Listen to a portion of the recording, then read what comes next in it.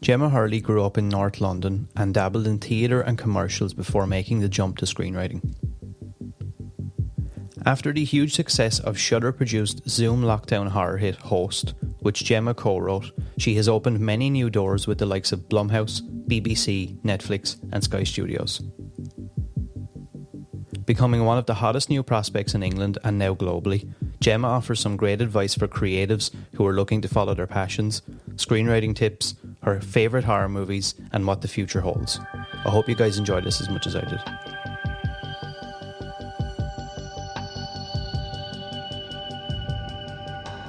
Okay, so first things first, what I always like to ask everybody is, where can people find you? Anything you'd like to plug or promote? I like to do that at the start because I feel like it's nice and fresh then.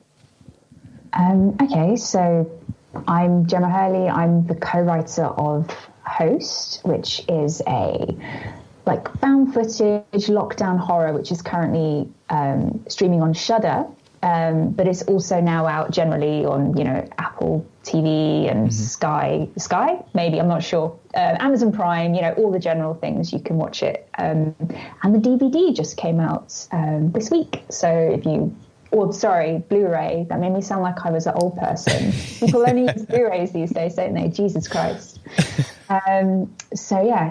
Watch Host wherever normally people watch things. Yeah, and I'll second that. I would definitely recommend it. I'm waiting on the Blu-ray at the minute. Thanks, Aaron. I think I've bought two different versions because I think there's a UK release and then there's a different artwork for the US one. Oh, wow. Oh, see, even I didn't know that. Now I feel like I'm super out of the loop. Yeah, and I don't think there's anything else different, but I'm just one of those people who loves the cover art. So If I like a movie, I like to have several editions of it. Oh, wow. Yeah, because there's an 80s version and then there's the kind of spooky version and things. Yeah. But, cool. So would you say, are you a horror fan? Are you a horror movie fan? Well, yeah. I mean, I am. I'm generally a genre fan. So, I write horror, I write fantasy, sci-fi. But my love of horror is more sort of psychological, supernatural end of the spectrum rather than the sort of slasher, body horror. Yeah.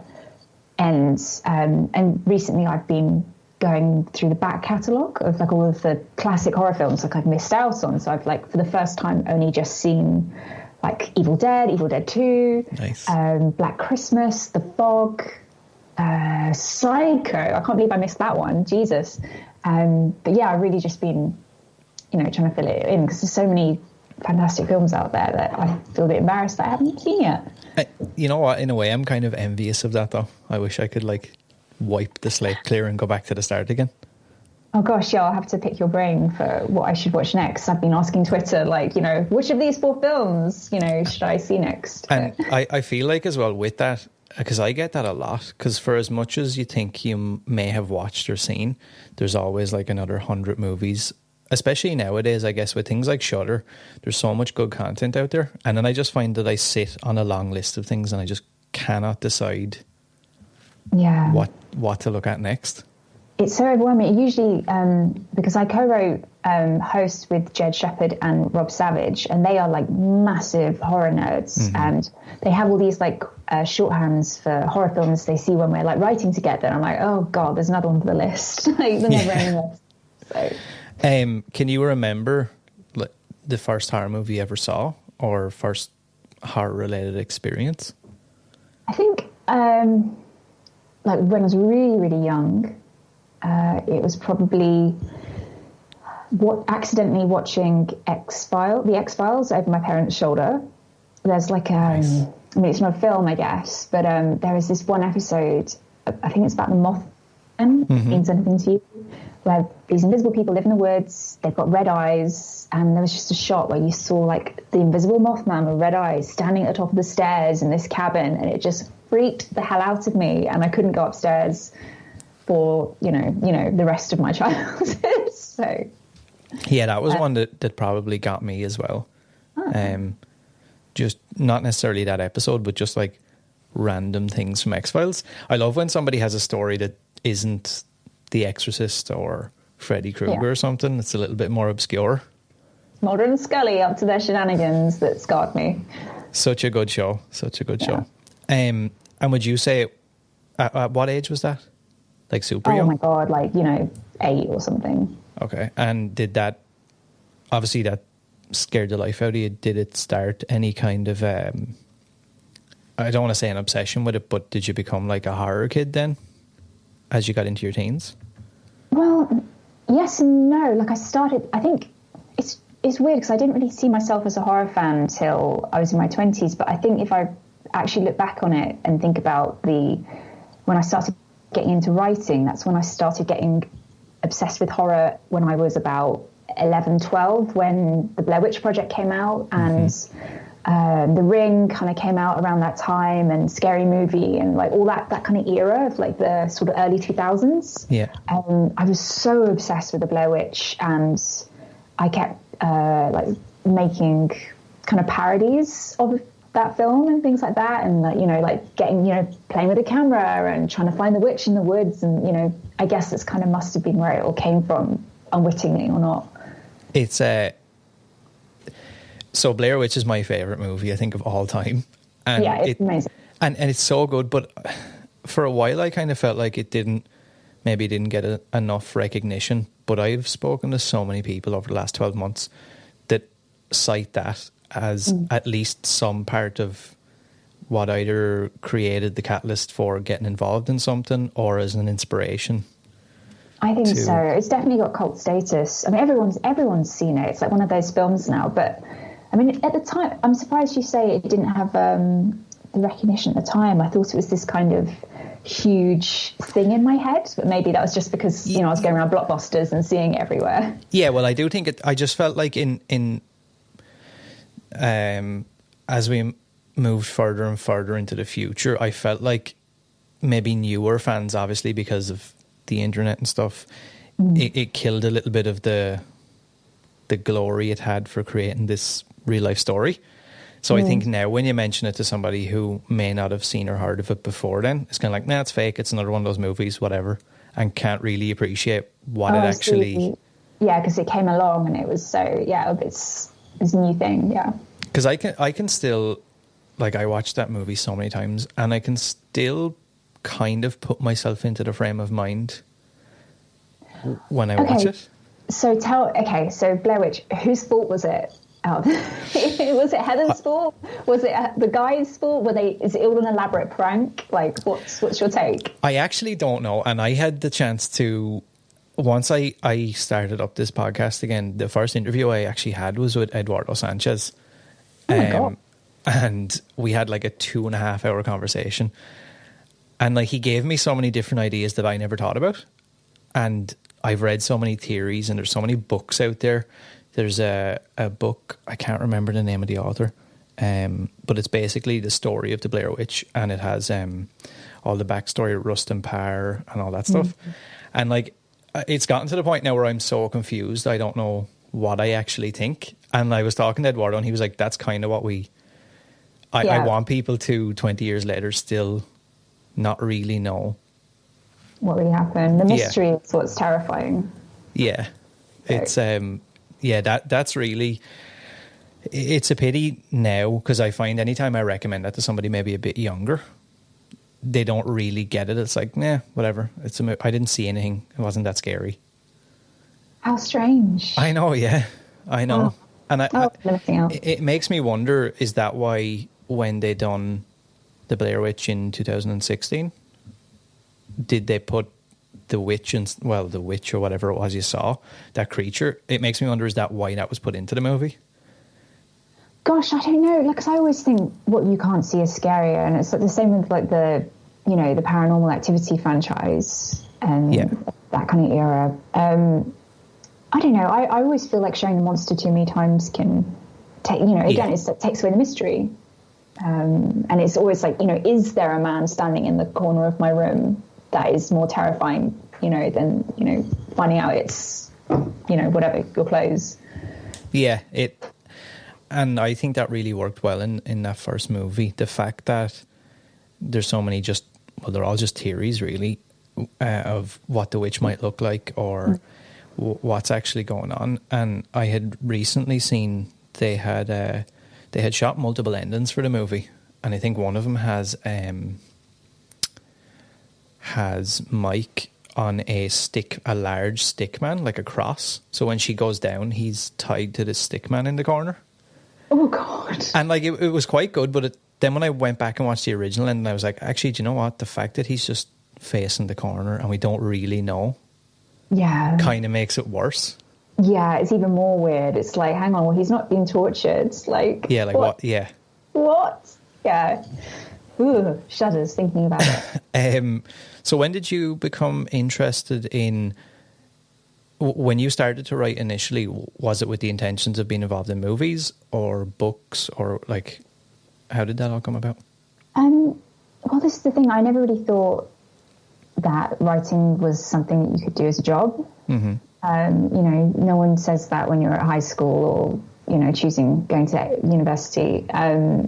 So it was really just like, I knew I just like wanted to create worlds, and I didn't really care how that was. So, I was thinking, novels, that's the thing. That's an easy thing. I can do that. And then it was like, YouTube became more of a thing.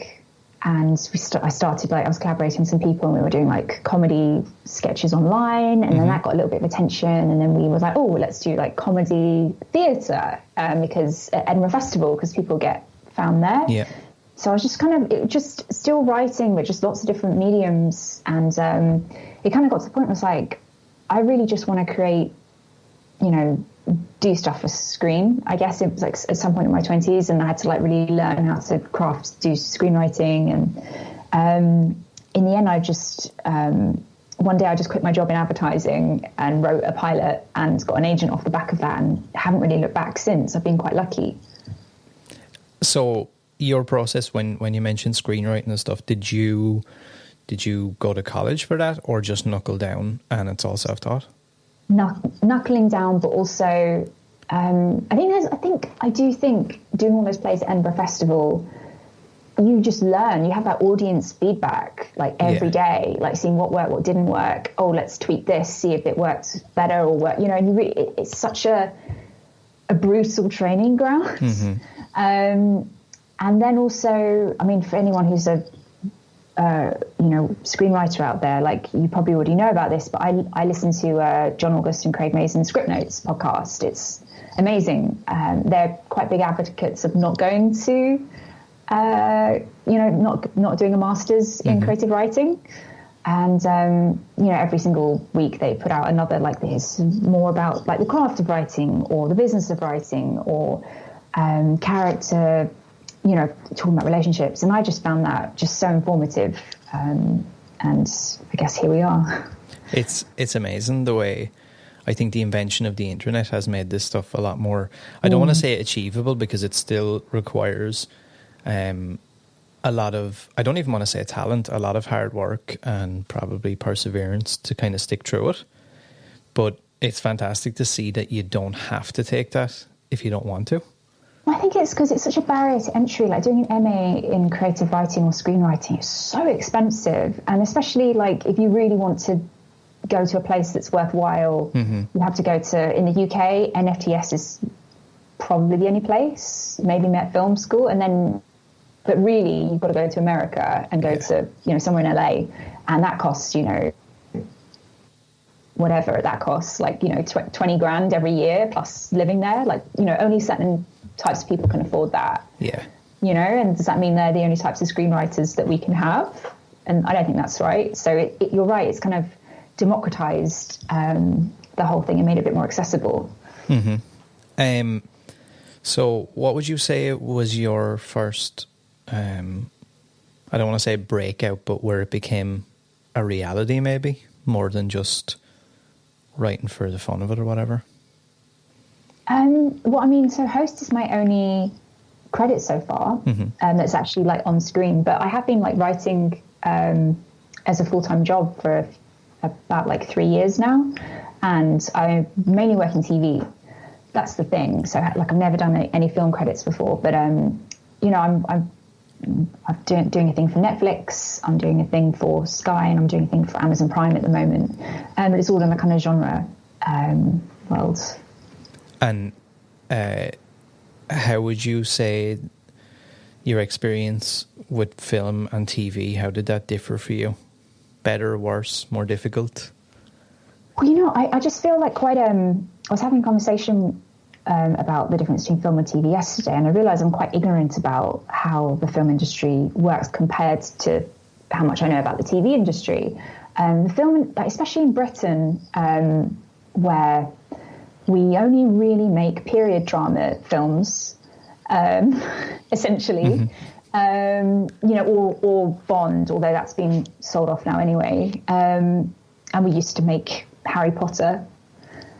But I don't know, how many British films really get exported up? We do a lot of sort of BFI funded arty-farty films.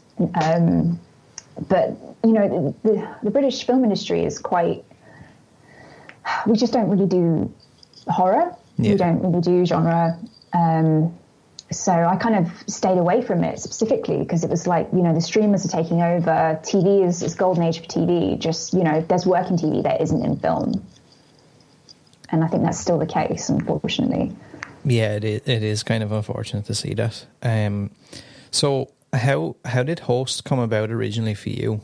Or when did that all start?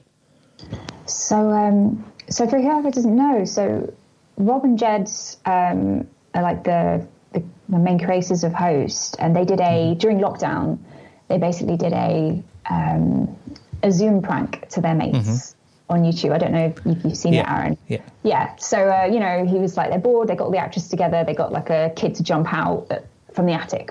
It's like, haha, that's funny. It went viral in the first month of lockdown, and they got lots of offers off the back of that, from including Shudder. It's like, do you have anything longer? Let's make a film out of this. And Rob was like, we'll get Gemma on board to help us kind of craft the story, figure out what the relationship dynamic is with these group of girls, and so they can focus on the scares and the horror and etc. But I'd only really met Rob once, like a year before that. So I was very grateful that he remembered me. And how long did you guys have to fully flesh out that idea? So to give you context, I got the email from Rob, did I want to help do the film at the end of April last year. And then the film went live on Shudder the last day of July. So it was 12 weeks essentially from, when we started writing, we had 2 weeks to develop it, and then they spent the rest of it shooting, and I think they had 2 weeks to shoot it with some pickups after that, and then the rest of it was just the editing. And it was all in all 12 weeks, which is insane. It's so short, but I guess we were naively at the time really worried we were going to miss the pandemic would be over. Yeah. By this time, I mean, to be fair, the first lockdown was over by the time the film came out, but here we are still. It's still as relevant as ever in some ways. It's kind of a crazy story, really. The fact that it all came together within 3 months. Yeah. I mean, I don't know if people understand the amount of work and probably pressure that's there anyway. And then trying to, I guess, strike while the iron is hot, really. It's just I found it so bizarre because at first, and I don't mean this in a rude way, but at first I was like, there is no way that you could put together this movie in 8-10 weeks. No way. Yeah, I appreciate, and also just, I think I would have been the same as an audience member, thinking quite cynically, this is just a very cynical, jumping on the zeitgeist film that's probably going to be awful. And we were kind of aware of that because we were when I say we were aware of it, we thought no one would see it. We thought, just horror fans on Shudder would see it, and it wouldn't really break out of that. It would just be, and horror fans are quite open and welcoming, and they probably would have given us a pass anyway, even if the movie was awful. So we were just quite relaxed about that and just wanted to have fun creating this project. And yes, there was a terrible time pressure because the world was changing day by day when we were developing it. Originally in the story, we were going to have all these references to the NHS clapping, And by the time we got to like the end, it was like, oh, well, no one's doing that anymore. So that's irrelevant, you know? So yeah, there was a real pressure, like, don't miss the moment, don't miss the moment. But yeah, oh, the irony. I do think it definitely, and I'd imagine there's probably a lot of stuff going on behind the scenes now, but I hope that if studios and companies like Shudder saw that you guys could put that together in 2-3 months, what could be done with a proper, fully fleshed out pre-production and, you know, being given everything and not have all these COVID regulations and all those issues. Yeah, so I mean, I don't know if you know, so off the back of a host, we've signed a 3-picture deal with Blumhouse, who are the company who did, for anyone who doesn't know, they did like Get Out, and they did the original Paranormal Activity series, etc. You know, they know horror, which has been awesome. And we've already shot the new film. Oh, wow. Because initially when I watched Host, my first thought was, this feels, and I love Blumhouse, 99% of things they've done I think are just gold. And they know how to do it within, you know, depending on the type of movie and the releases and stuff. I think they're the best at it, to be honest. And straight away I was like, these guys either need to partner with Blumhouse or do something. And then when I had seen that, I was like, wow, that's crazy. Yeah, it's the dream partnership, I guess. And I haven't seen a first cut of it or anything. Like, Rob is making sure he keeps it quite secretive so me and Jed can be as objective as possible. So I literally can't wait to see it. It's going to be mad. I know you probably can't talk too much about it, but how was it working with Blumhouse and everything like that, getting involved with them? Oh, well, to be honest, I haven't had any direct contact with them whatsoever. I think they, I think it's okay to say, I think they've just been pretty chill and been like, you know, I think they really do support the it sounds really lame saying the artist. Yeah. So I just like felt really wanky saying that, but they do. I think they just, you know, because they're quite, Blumhouse's model, it works in quite, you know, they can take risks because the movies are quite really low budget movies. So it's just like, just do what you want, you know, and it's quite low risk in that way. And I think, you know, any kind of feedback I got through the grapevine was all just very like quite light touch, but very, you know, they know what they're talking about as well.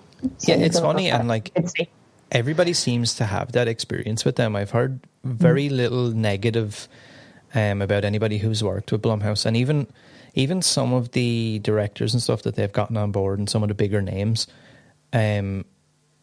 like I feel like their model is perfect and has worked. And it's funny because, like you said, like they're quite low budget for a lot of the movies, and it just doesn't feel that way. Like it doesn't feel cheap. It doesn't feel, and I think a lot of that boils down to, like you said, giving the artist and the creative the opportunity to do exactly what they want and have their vision. I think that makes up for if you had $100 million budget and, you know, we had... And 100 million different people pitching in to what it should be. Yeah, and it has to be everybody's movie. No, I think that's totally fair. I mean, it is, the next film we've done is higher budget than Host, but it is still with that same energy and spirit. But it's not a Zoom film, by the way, I should say. So you have a 3-picture deal, is it? And do you guys have those stories already? Did you have things previous to making Host, or is that something that you work on after the fact? Well, I guess that's something I can't really talk about, okay. I guess. And it's all sort of under wraps and stuff. But yeah, I think, I mean, the only thing I can say is like this idea, the kernel of it was something that Rob and Jed had before the pandemic happened. Okay. So yeah, hopefully you like it. So you make the movie gets, so Shudder had contacted previous to all of this, was it? And that was the catalyst for getting this all put together? Yeah, so I think there was like a bidding war off the back of the video you saw, yeah. And so when it releases on Shudder, like it it was basically everywhere. And at that point, it like blew up. How was that for you, seeing that go so? Because like I do think that, at least for the horror community anyway, like I think 2020 was a shit show for a lot of people for a lot of different reasons. But I mean, that movie essentially took over the movie business for the second half of the year. And I think that's going to live there for however long now. Oh, I mean, that's lovely to hear. I mean, the thing is, Aaron, it's just so difficult to gauge what actually happens, because at the end of the day, we're all just sitting in our homes still.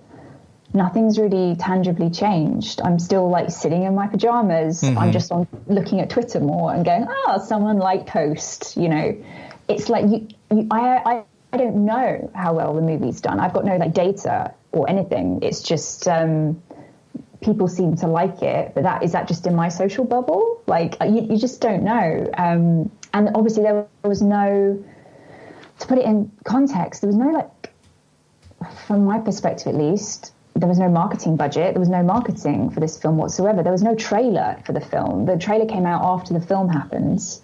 There was no posters, no like physical media or any,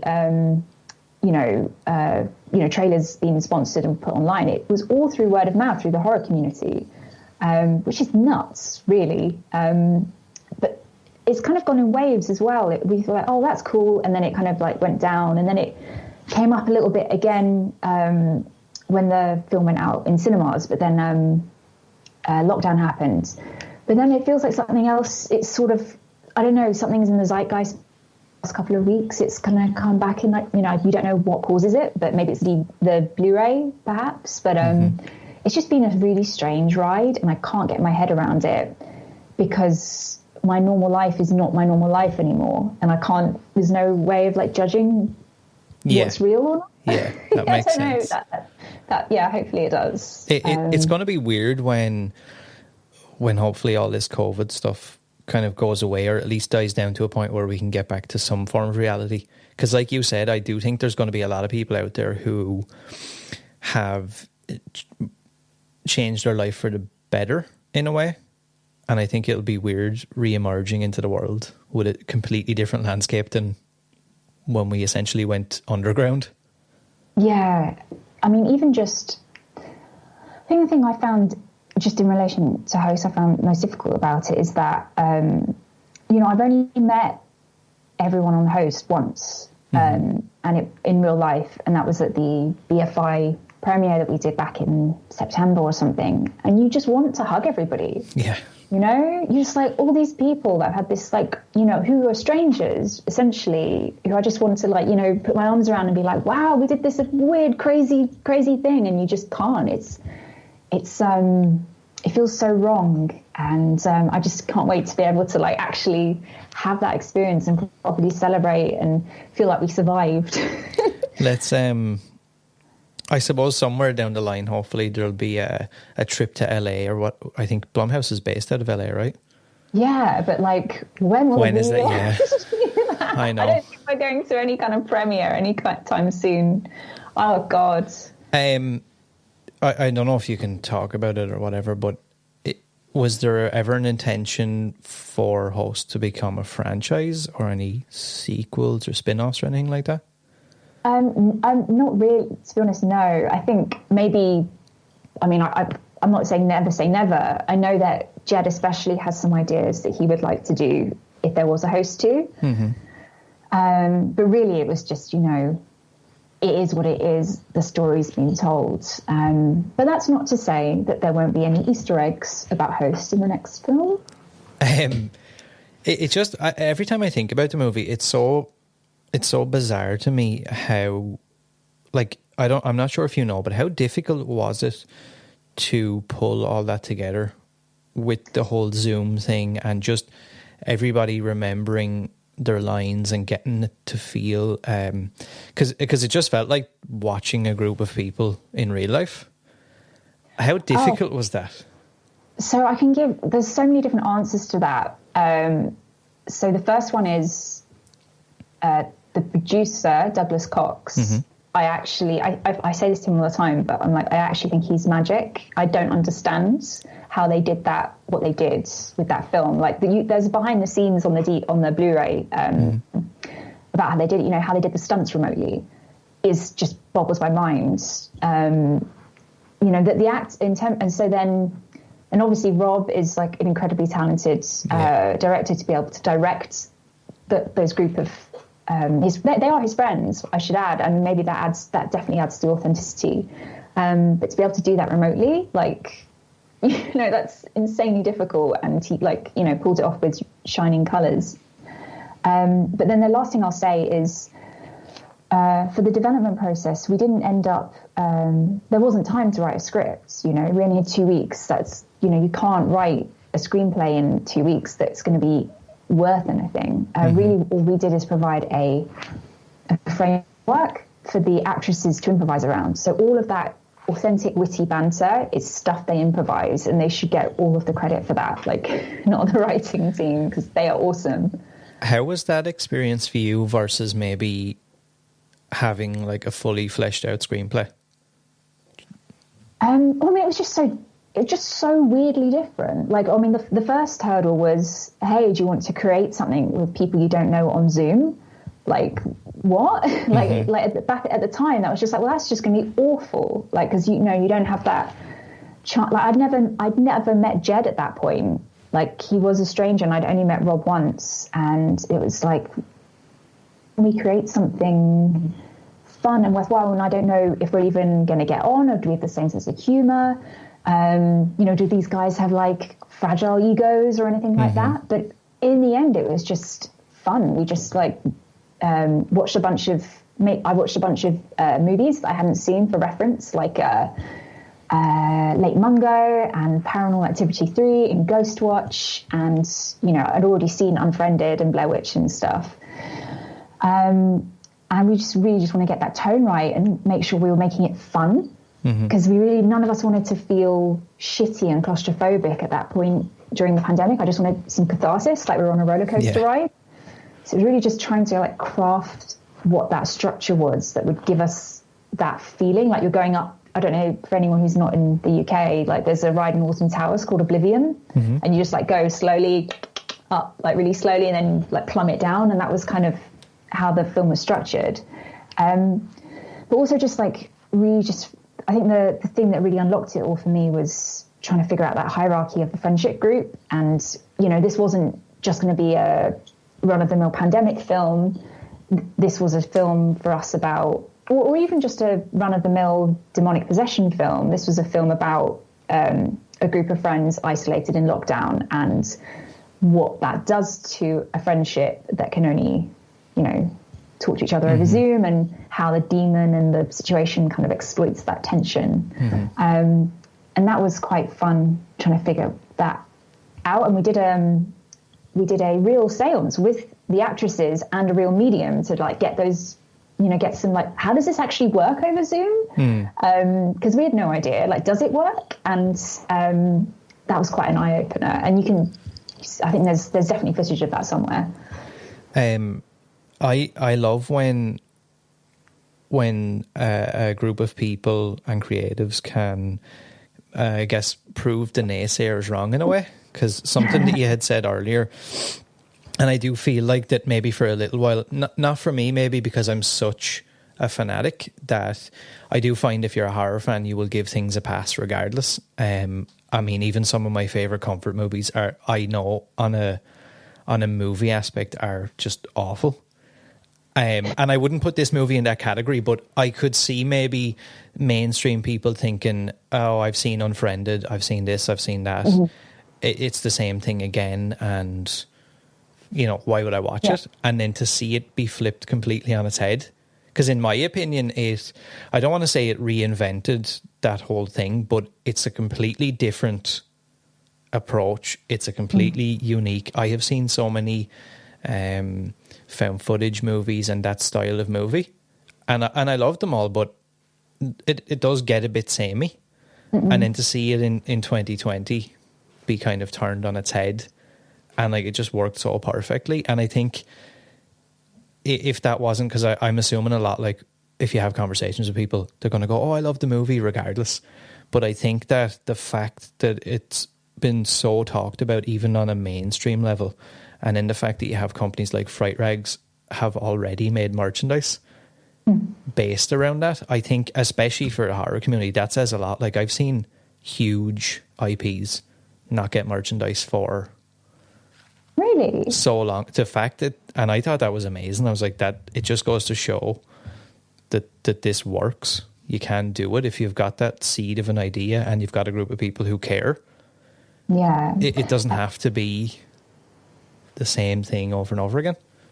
I think that's the real thing about Host. Everyone involved in it, they just put everything into it. And I think it was quite, I mean, obviously I wasn't one of the actors. I wasn't one of the people on set, and that must have been a very difficult, probably quite stressful experience. But like, from what I hear, like, everyone really just put their heart and soul into it, because, you know, it was a really stressful time in the world, and it was almost a distraction, like some escapism, something creative to do and constructive in a time where, you know, we all thought like, oh God, is the TV and film industry going to collapse, you know? And I'm doing something with my mates. And I think hopefully that kind of love and passion really just made it into the DNA of the film, and people relate to seeing it, hopefully. It does, though, and just the fact that this was all done in a time when everybody was going through something that we've never experienced before. I mean, it's easy to, and it's not a knock on anybody else, but it's easy to kind of roll over and die to a degree and just kind of, whatever. You know, everything is, the movie business is done, everything is done, what's the point? To be able to pull together and make something like that, it's just nice to see it get the attention and kind of be up there. And like, am I right in saying that the movie is, because you guys went to theatres at one point, didn't you? Yeah, it was. There was a short stint in the cinemas before lockdown came back. We were kind of, it was like early December. And am I right in saying that were you guys one of the only movies? Oh gosh, I don't know. I know, like, I mean, Saint Maud had come out, but I really don't know. I didn't check, but it must have been quite a few. No, because I might have my facts wrong, but I thought I had read somewhere, did somebody hire out a theatre to screen the movie? I don't know. And something like that, and for that week I think it was the highest box office for the week. If that's true, I need to actually like figure that out, because I do not know any of the statistics. Isn't that terrible? I need to look that up. I definitely seen somebody somewhere mentioned, I can't remember the exact story, and I'm sure there's probably hundreds of people who'll correct me on this, but I want to say that there was a movie theatre rented out and it was sold out. So it was the top box office for that week. Crazy. I heard it was number one in Vietnam. That's all I know. Which is crazy. Which is cool. And in all the different countries, it's got a different name, which is just glorious. I can't wait to get all the posters. Yeah, fun. Yeah, that's a cool thing, and that's what I like about the Fright Rags t-shirts and stuff. I'm a real stickler for artwork and cover art and stuff like that, and especially when it's a unique thing. Well, the thing about the artwork I just wanted to say is like it was done by like fans of the film. That was the thing. It feels like, because I don't know about you, Aaron, but I'm not naturally a kind of Twitter person, and I wasn't in the horror community perhaps in the way that you were. And this year has just been such an eye-opener, like, of this community that exists online, that is so welcoming, and everyone, it feels collaborative, and like, you know, we've had so many people doing artwork and like putting their spin on it, and those artworks got chosen by Fright Rags to be part of the DVD, and obviously they were, you know, compensated, but I just thought that was so cool, that it came from love again rather than like a kind of commission. Yeah, and I do feel like maybe not to knock any other genres, but the horror community is really good at that. They're quite welcoming, and they're like super passionate. Yeah. I do find when they, because for example, from what I've seen, the community Host was really well received, and you'll definitely feel that from the community. They like to. I mean, the fact that we're still talking about, you know, Blair Witch and, you know, even slasher movies from Urban Legend from 1998. I still see countless people talk about it and post articles and interviews, and they're not huge movies, but they have such a strong following. Do you think part of it's to do with everyone loves the underdog? You know, like these are not big glossy Avengers budgets. These are like, you know, tiny shoestring, a bunch of random people getting together to like create something creative, I suppose. And I think, you know, it's authentic and people kind of respond to that, I think. So what would you say are some of your favourite horror movies? Favourite horror movie, I think we already talked about Blair Witch. It's definitely my favourite as well, like no shadow of a doubt. And then probably the first Paranormal Activity, because I was at that age when it was first came out. And more recently, oh gosh, what would be my favourite horror movies recently? Now I'm like really into that whole kind of new wave of horror. So like I loved Get Out. I loved It Follows. I loved Veronica on Netflix. Yeah. You know, I'm really into that kind of like spooky, supernatural kind of film that kind of has something a little bit more to say, perhaps, than classically horror movies did. Do you have any? Someone told me they're called comfort movies, but I would always call them like a guilty pleasure. Like, for example, something like Urban Legend for me, or some of those cheesier slasher movies from, you know, the 90s, early 2000s that I'll find myself going back to kind of time and time again. Do you have anything like that maybe is not a blockbuster name? Oh gosh, and if I'm honest with you, it wouldn't be a horror film. Okay, yeah. It would probably be a Disney movie. Which one? Or is there any that stick out? You know, I mean, I'm one of those people, so my partner constantly watches things, and I'm one of those people who I watch something once and I move on. I'm like, why would you want to relive that? Like, you know, I just want to see everything. I don't want to like, I have this fear that if I see it again, I won't love it as much. It's like going back to the same place on holiday twice. It was always best the first time. Yeah. For me, at least. I appreciate I'm weird in that respect, but yeah. So what advice would you give to, we kind of touched on it, I guess, a small bit earlier, for somebody who, let's say just first of all, that wants to start a career maybe in writing, or that's something that they've got on their mind? Well, I mean, it's quite a tricky beast. And I think my first advice would be make sure you actually really want to do it. Because if you could do anything else, do that. Because otherwise if you don't have that passion, you won't have that to take you through the times when it's too difficult and you want to give up. You know, if you've got a B plan that you can tolerate, do that instead. I know that's not an inspiring thing to say, but like I was originally doing, I think I mentioned earlier, like I was working in advertising and I could see my career progressing. That was going up the ladder. I was like getting paid more. I was like, oh, maybe I can, afford a tiny deposit on one of those shared ownership houses in London, which are like a really bad deal, but never mind. And then I was like staring awake at night going like, oh God, like this is going to be my life. And it makes this, I know this is melodramatic, but it's like, it just made me so sad that I wasn't going to be a writer. It just felt like some part of me, my identity would die. So I know how that sounds, but I can't, it was just so visceral.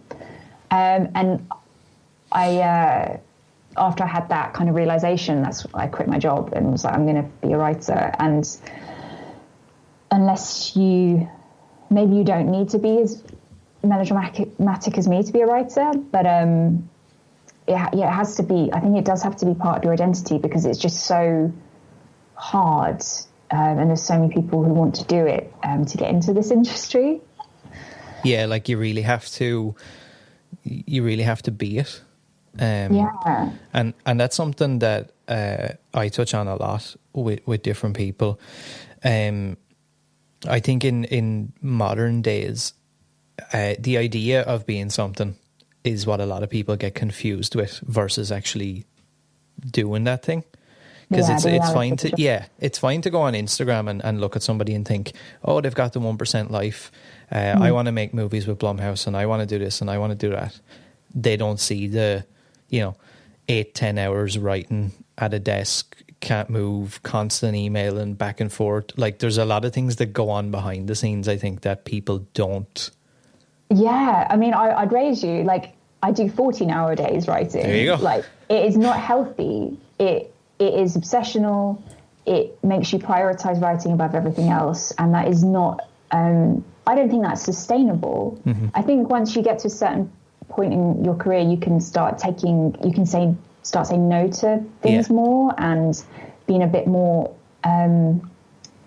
feeling like you can own your time a bit more. Because I think especially when you're starting out, like there is a sort of assumption that because you're less qualified, you can, you're expected to turn things around very quickly and can't complain. But yeah, it's really hard, and it shouldn't be, because it's just writing. We're not like saving people's lives, so we're not doctors. But I do get what you mean though about because sometimes people pick that stuff up wrong and they think, oh, first world problems and things like that. But as somebody who also has a vision, not necessarily in screenwriting or anything like that, but where you just can't switch off this feeling of this can't be it, and I can't allow it to be this. And like, I don't know, it's similar to feel like you're slowly dying. Yes. And I mean, because it's fine to say money, and a lot of people get confused and think it's the money I want the money from this. But a lot of times it's the time you can't get back. And that's technically what you sell when you work. You know what I mean? It's your time. And I definitely, and I think there is so many people around the world at all different levels, from the highest to somebody maybe who is thinking about doing something and doesn't know what to do, that has that feeling of like, I can't switch this thing off in my head. And it's hard to explain maybe to somebody who's comfortable with the 9 to 5 or comfortable. And I nearly done it at one point. Like you said, you start to think about other things, down payments on mortgages. And then when you look back, you kind of go, if I had have locked myself into that, that was it. That was over. Yeah. It's done. I've been almost like kept awake at night during the pandemic, specifically thinking how different my life would be right now if I was in pandemic and I'd made that different choice. And it really makes me shiver. But here we go. I mean, like, I want to inspire, if you want to be a writer, like, and you have that passion, like, you just have to follow it and don't do what you think you should be doing or what people want from you, because there was a lot of stuff early in my career where people are like, oh, you should write stuff that can be made. And it's like, no, write the opposite of that, write the thing that you're passionate about, and people will be able to see what it is that's special and unique about your voice and your talent. So they'll know that they want you to work on shows like that. Otherwise you'll be cast on shows that are not, so if you're getting into the passion, you might as well follow it. And I appreciate that that's coming from a privileged view, because we all need to pay the rent. And the unfortunate thing is, when you're starting out in writing, you're not going to make any money for the first few years at all. And I'm certainly not. I've been doing it for like 3 or 4 years now. I'm not rich. I'm only really starting to like be comfortable. So it's not. Don't do it for the money. Yeah. But then that isn't a very democratized situation, and it means that certain people just can't do it, and that's not right either, because that's one of the problems in our industry. Most people are middle class, because they can afford to be, like, so I think we've got a long way to go. Without getting too personal, and you don't have to answer any of these questions if you don't want to, but you had mentioned quitting your job. to pursue this. How was that for you? Like, how terrifying? Or had you just gotten to the point where you're like, you know what, nothing can be as bad as staying awake every night thinking about this? It was literally that kind of decision. And but you do get those feelings, and I've learned to trust those feelings more because they're always right, where something just feels wrong in your gut and you're like, oh, I guess it's like if you're in a bad relationship and but you just don't want to trust that because you have to do the terrible thing. And it was like that with my job. And I mean, like, I don't know if I would have had the confidence to do that if I didn't know that I could, even though I was approaching 30, I could move back in with my mum. I wasn't going to end up on the streets. I wasn't going to be homeless. Nothing awful was going to happen to me. It would just be like, oh, I'm living with my mum. Like, that's, that was the worst it could possibly get. And that was a privilege that I had. But yeah, it was more scary, like, if I fail, that was like, if I've taken this big risk and then I fail and I never make it as a writer, that would be shameful to me. I feel so shame, and I think that was really the thing that was stopping me all along, was like how I thought people would perceive me, which is quite sad looking back, I guess, but I don't think I'm alone in that either. No, that was just something, and it's actually quite refreshing, and I'm sure I'll get plenty of feedback about what you just said, because I'm probably feeling what you're talking about in my own right situation. Yeah, kind of. And I'm like right on the fence now between like I'll be 30 next year, and I think I'm at my wit's end now. I'm ready to do it, and much similar to yourself. And I know some people think of it like the silver spoon thing, to say, oh, I've got to move back in with mum and dad, and how bad is that? And I can understand that, because there's a lot of people out there who don't have that option, and I get that, and there's a lot of people in worse situations. But you are right, it's that thing that's ingrained in us as people, and maybe in a way keeping up with the Joneses. What would the neighbours say? What will everybody say? I'll look like a failure. I took this risk of the safe bet. And now I feel sorry for me. Yeah, and like, you just kind of sit there. And I've had quite a few years now where, like you said, and it's exactly like a toxic relationship. You just kind of put it off for another little while, and maybe things will just miraculously be different. And maybe it'll be fine. Yeah, I think that's the thing. Like, sometimes you have to give up. Sometimes I think we all kind of know exactly the thing we need to do. It's just whether we have the bravery to do it. And I know a lot of people say things like, always have a safety net, always have a plan B. But I feel like if you want to do something creative and something that's kind of the 1%er life to a degree, and I don't even mean as regards money, but just being able to wake up and do something you enjoy doing, however difficult it is, it can't be, and I definitely agree with what you said, and I'm sure there's probably a lot of hard work, and like you even said, like 14-hour days and stuff. But I don't think for anybody who's thinking about things like that, it can't be any worse than spending even half that time somewhere where you don't want to be anymore. Yeah.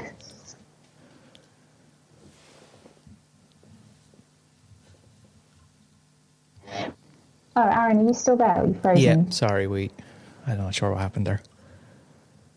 Oh, we froze.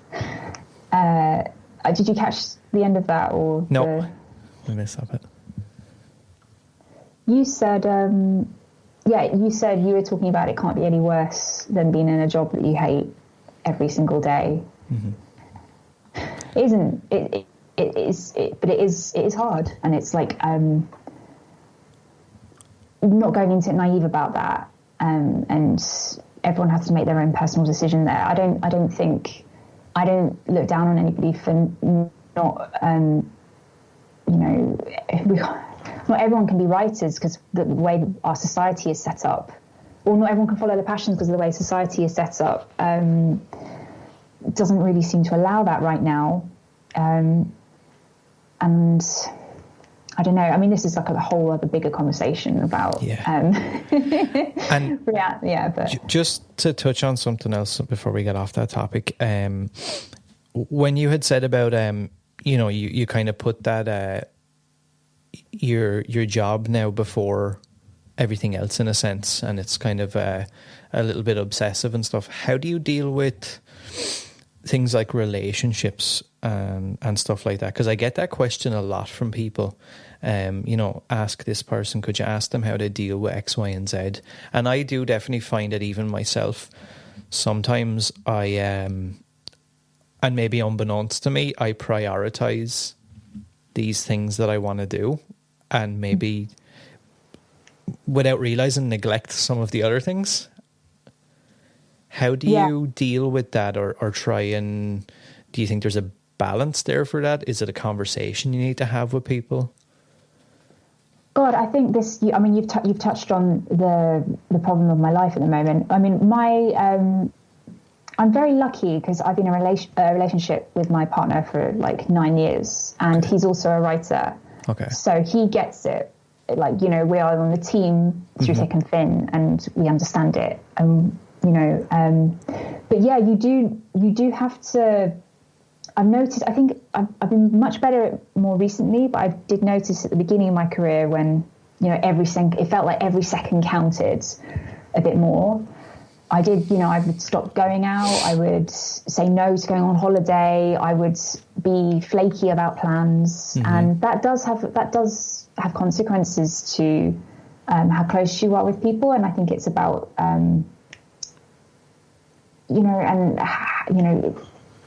it's hard. I don't have an answer. I am in the process of trying to figure this out myself. So if anyone else has any tips, hit me up. It's something that I always kind of ask people because I'm interested to see different takes. And like, I get so many messages and stuff that ask me, when they hear about a particular guest or an episode, that they will ask again, because they only see the online aspect of everything. I think it's easy to get swept away in that and think it's all red carpets and parties and money and... Oh, I mean, it's none of that for me. So, I mean, I think the pandemic might have something to do with that, but still, it's definitely not that. So what happens from here then for you? What's the next, what's the next 12 months hold for you specifically, if we put COVID and stuff aside? Gosh... So this is quite interesting. So I don't know how much I can talk about it, but we've got the first thing that will be coming out is the Blumhouse film I alluded to with Rob and Jed, and that, I mean, I don't know, definitely the first half of this year. Oh, nice. Definitely that. I think we might have been a bit too optimistic about our original projections for that, but definitely first half.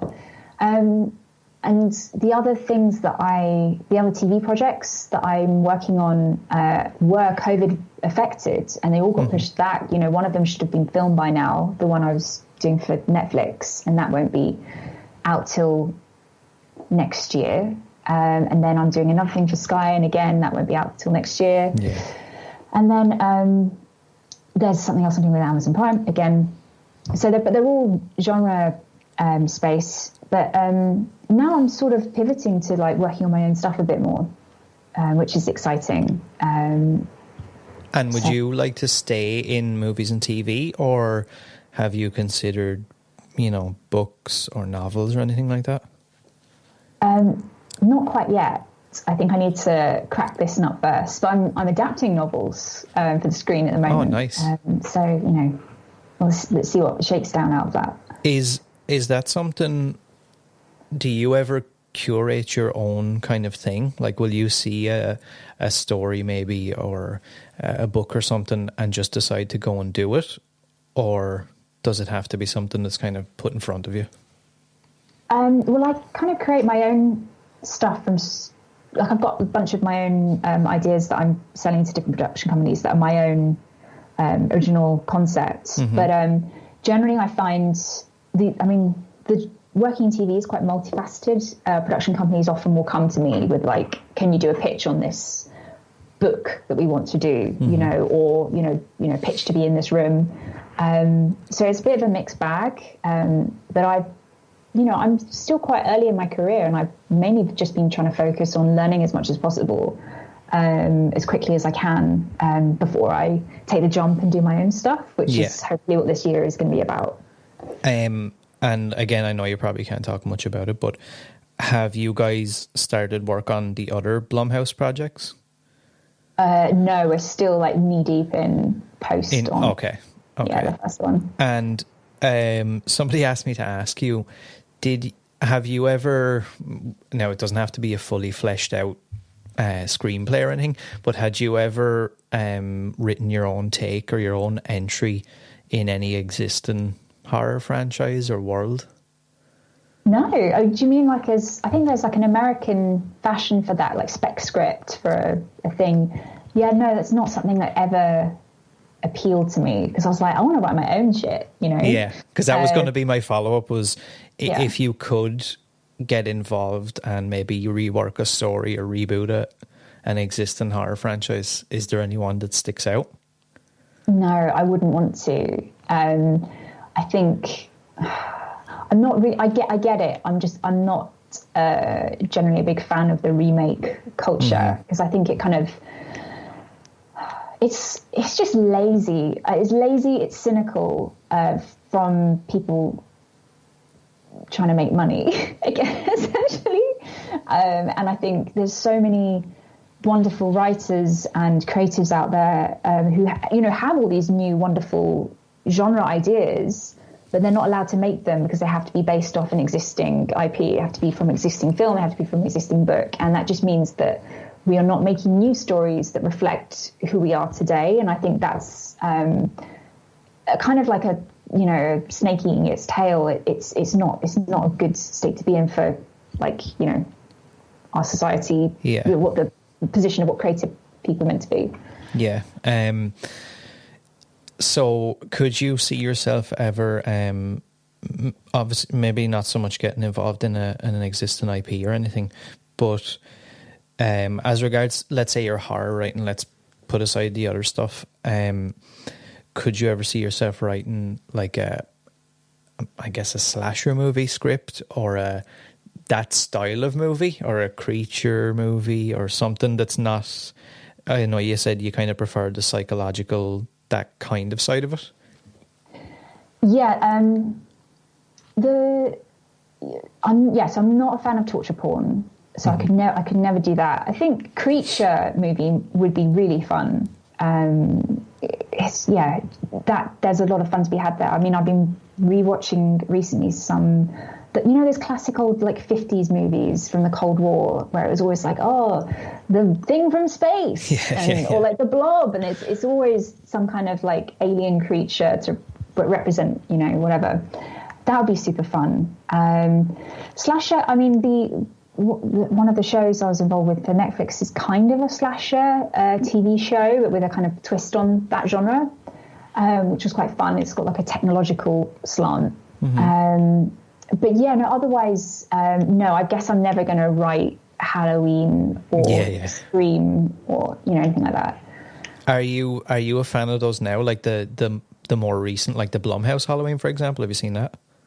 I haven't seen, I've got it. I only saw Halloween for the first time like a month ago, and now I've downloaded the Blumhouse one. I was like, do I need to see this? Like I saw the like opening of it. Where they go and visit him in prison. Yeah. And I was like, oh, this is kind of the same. I think I know where this movie is going. I don't need to see this kind of thing. It's really silly. Would you recommend it?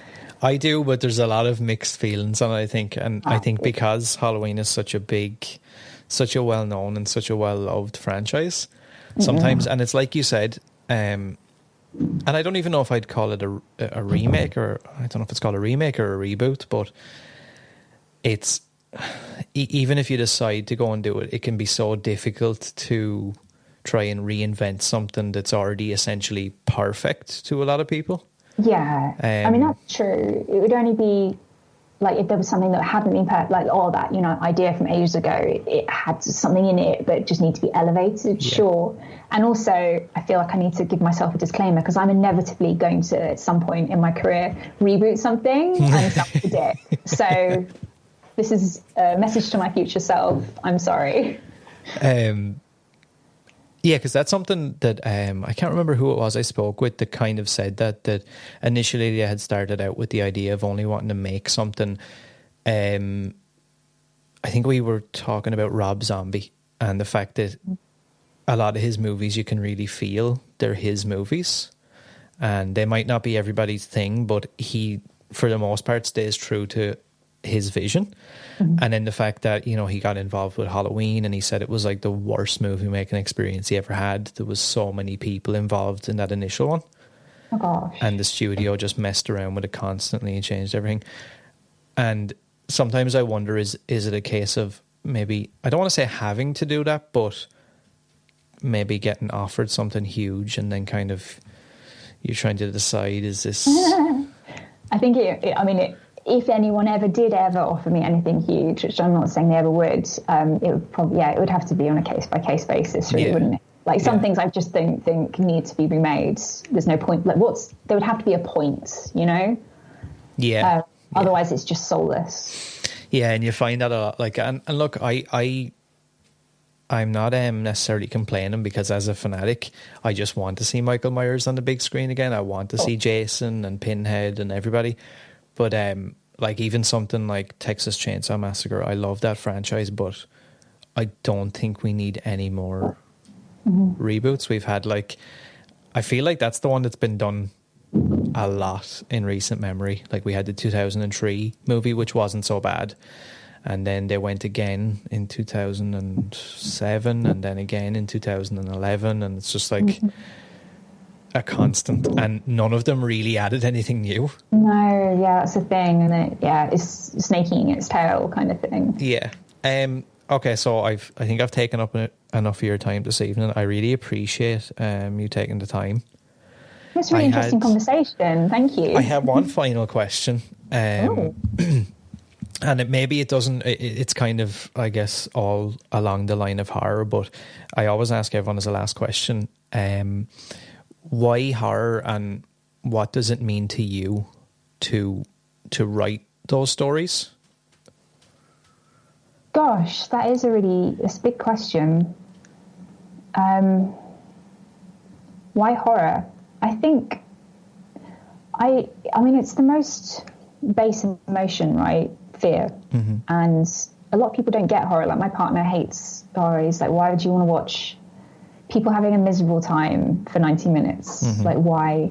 But for me, it's just the feeling of you watch the film, you come through it, and you survived, you know, and you've got, you know, whatever, you've conquered that childhood fear of being afraid of the monster in your closet or under your bed or whatever.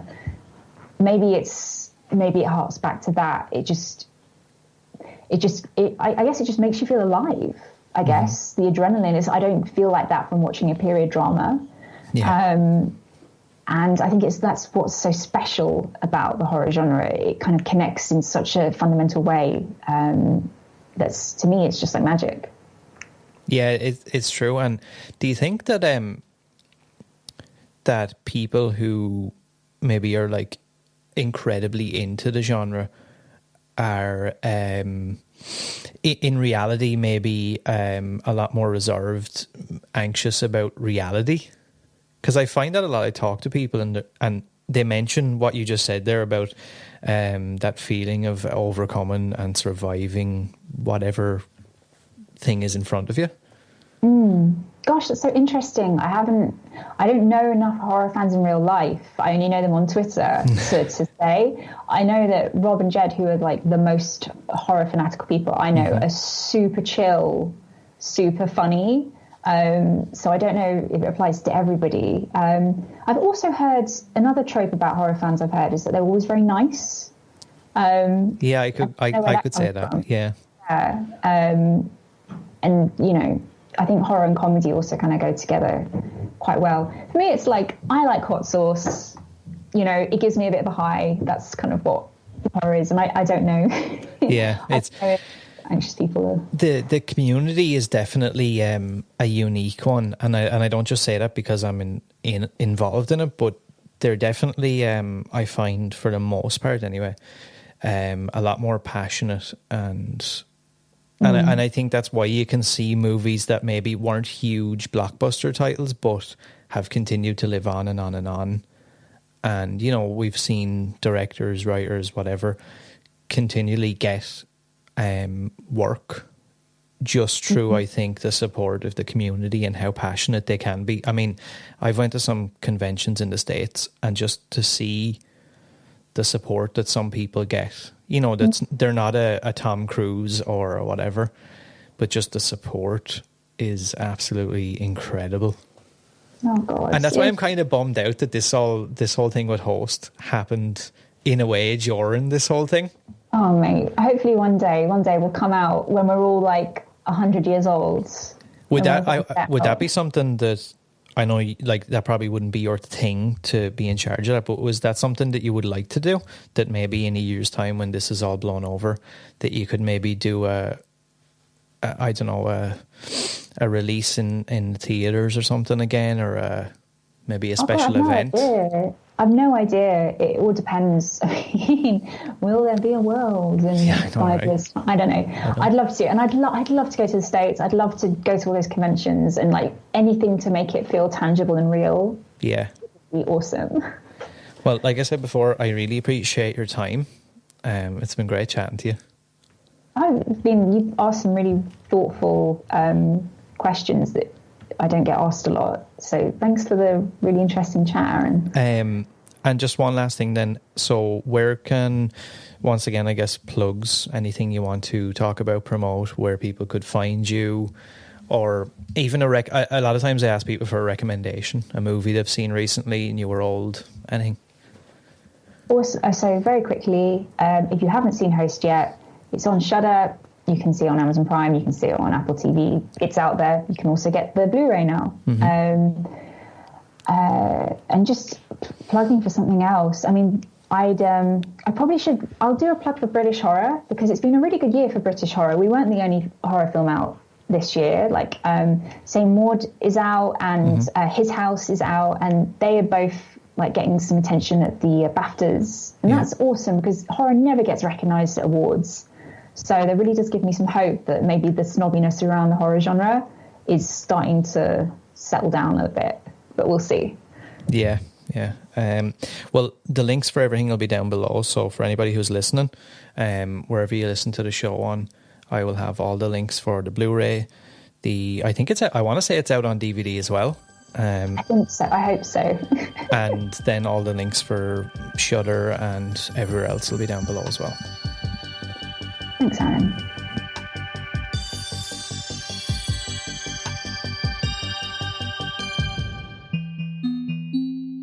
Support First Class Horror on Patreon for as little as $1. Can't get enough of the horror? Carve yourself a deal from official merchandise only on Teespring. Join us on all social media at First Class Horror. We have such sights to show you.